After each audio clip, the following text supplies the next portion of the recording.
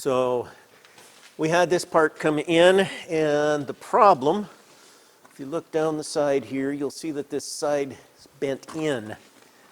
And initially, they asked me if I could roll it back and straighten it out.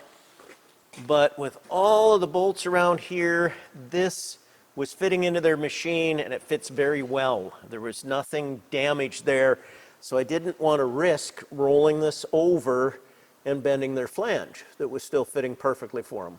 So what we did was we built up material on the opposite side, and we're going to re-machine so that it is like it's supposed to be again.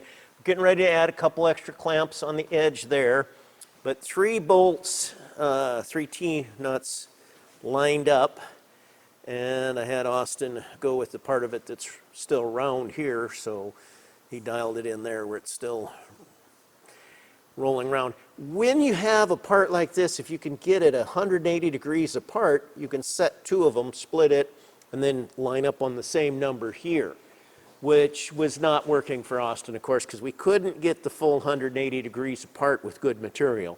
So he had a little bit of guess as he kept poking it out. Basically, since you are above center where you're here, you go a little further.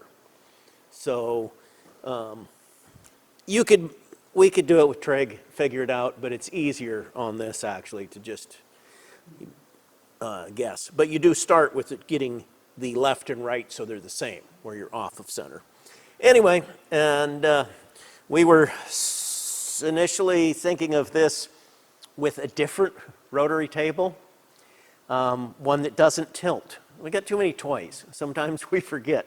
So we were going to use the different table, and then we said, oh, on our cutters, the the shaft size for these is too big for the smaller mills that we were going to use. So we decided, okay, we're using the boring mill for other stuff. Let's just use the boring mill. That'll take care of it. And so we can use this tilting table here, and we'll dial it in here, and then we'll tilt it up and do our cutting like we were planning to do with a vertical machine to begin with. And then it kind of dawned on us, why don't we just come in here with an end mill and just cut this? So we have some really cool cutters that we didn't have before that we bought for this job. And those are good to have.